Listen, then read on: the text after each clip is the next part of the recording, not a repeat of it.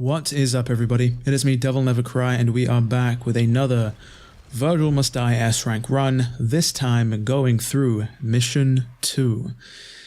We're going to follow the standard traditional mission layout, shall we say, of DMC, where we fight some enemies, go from encounter to encounter, and then cap it off with a nice boss fight, with Goliath being DMC5's early game boss, shall we say, even though technically the prologue and Mission 1 also had bosses, but if I had to compare Goliath to some of the other early game bosses, aka skill checks, shall we say, I'd say very similar to Cerberus and Phantom, even though Phantom was difficult mainly because of that god-awful camera. But yeah, skill checks in that, you know, if you struggle against those bosses, you're likely to struggle with the rest of the game. But if you go through it smooth sailing, you'll probably be fine. And I say that in regards to Vergil Must Die or Dante Must Die, because those are some of the simpler bosses, and if you struggle with some of the simpler bosses, then, you know, some of the other bosses are going to give you some trouble.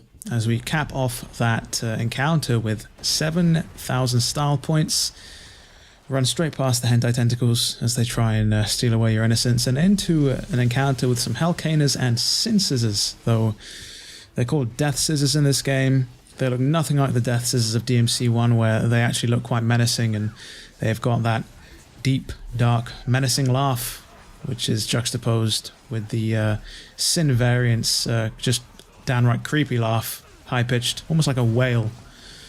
So some sort of wailing, if you must. But this encounter is actually going to give me some trouble.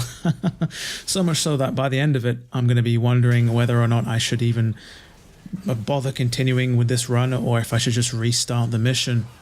Because we're left with almost no health, because of some silly things I was doing.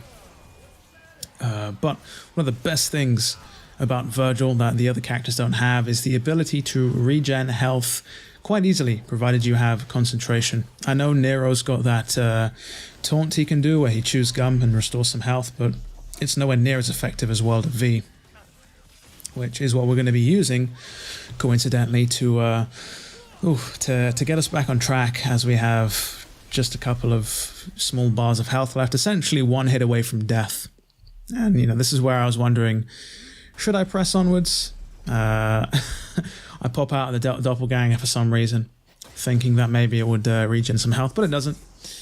You regen very little health in this difficulty when you pop your Devil Trigger, which is very similar to the original DevilNeverCry DMC1, where in that Dante Must Die, if you pop your Devil Trigger, you don't regen any health, which can come as a big shock after you tackle normal and hard, where you fall back on DT as a bit of a crutch to regen some much needed health, and you tackle some DMD, and it turns out that no, there are no freebies in this mode. You get what you get, and either you play well or you suffer the consequences. As I move through the hotel here, almost going to encounter I don't want to go into, this dastardly looking hotel. Nowhere near the Overlook Hotel in its complexity, but can still give old Vergil here some trouble when it comes to navigation. But then again, he's been in hell for quite a while. I'm sure he doesn't even know what a sat-nav is, or even GPS. As we pop some spiral swords here. Nice, you know, tight and close space. And thus we pop our World of V, get some health back. If I wanted to be really cheesy, I could have used some camera manipulation strats here, but I decided against it. And I decided to just play, because I figured if I could get to the end of the mission, I'd be sure in myself in knowing that I'd have enough style points to get the S rank. Because for the most part, getting the S ranks in this game aren't tough. They really aren't, except for those few missions where it's like trying to climb an insurmountable mountain, you know. As Vergil makes some quick work there of the enemies, just dices them up. Surprised and not worried about the structural integrity, considering that he doesn't have a bloody double jump, you know. His son and his brother have mastered the art of double jumping, whereas Vergil, who can cut literal portals, you know, cut into different dimensions in space and time, it just can't summon a platform beneath his feet when he jumps to double jump. But I digress. We come into another encounter. This mission is probably one of my favorite, just because of the varying locales that you have, you know, and it makes sense for new players. You know, they front load the really cool missions right at the beginning to draw people in as a bit of a hook. And then by the end of the game, you realize that the second half is almost all on the Clifoth, and you stare at the same horrific, grotesque viscera textures as you climb a living tree.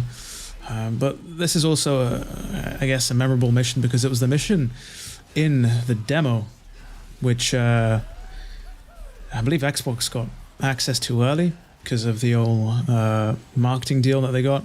Absolute shock seeing this turn up at Microsoft's E3 presser. I had literally written off E3 that year for Xbox because I don't really tend to tune into them.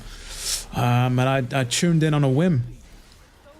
And yeah, was completely shocked to see this pop up. But I didn't get my hands on an Xbox, so I didn't play this early. Well, saying that, I did, thanks to a community event, but I wasn't out there absolutely destroying the demos. I knew some people were in the community putting countless hours into the demo, which, you know, if you're putting that many hours into a demo, it should give you a good indication as to how well the main game is going to go for you.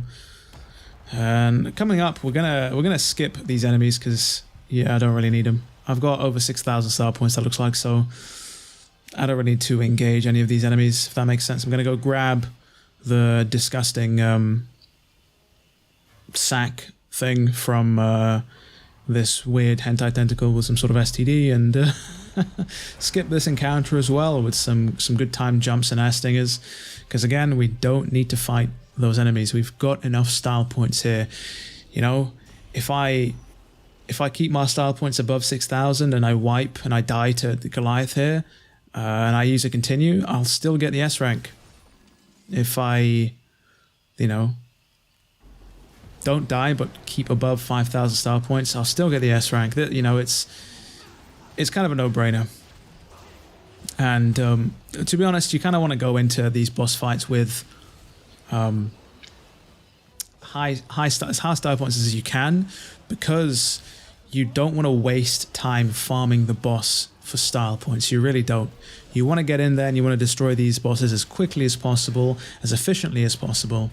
And most of the quick and efficient moves that you can use don't rack up a lot of style points, as I use the rainfall of the summon swords here to set him up for a fully charged Rising Dragon.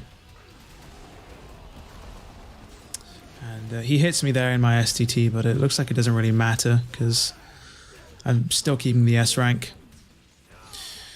At this time I was contemplating maybe hitting him with another, but he's recovered at this point. He's already used that pillar and swung at us, so his next step is going to be to use that big old belly of his to summon up a heat tornado, and that is our time to shine. That's our time to leave.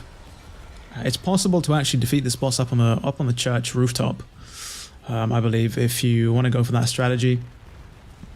But that takes some precarious timing in regards to getting your moves out. But I use a World of V here. I don't even know why I did, to be honest. My health wasn't that low. It does almost no damage.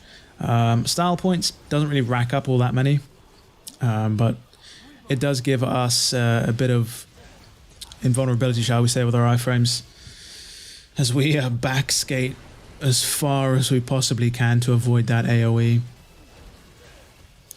And the boss is Devil Trigger, and you can see just how little damage we're doing here. When the boss is Devil Trigger, you know, in this game, they gain an incredible defense boost on top of their DMD health pool. Got hit out of that. I should just be using the chain judgment cuts, if I'm honest. But I don't want to do that. It's far too easy. I remember cheesing the bosses with those moves in the platinum run I did, and people just hated to see it. Just hated to see. Oh well, speak of the devil. We got some of that there in the end, but that is Goliath done. That is mission 2 done, and as simple as that, we get our S rank. So it has been me, DevilNeverCry. I'd like to thank all of you for watching, and as always, I'll see you all next video.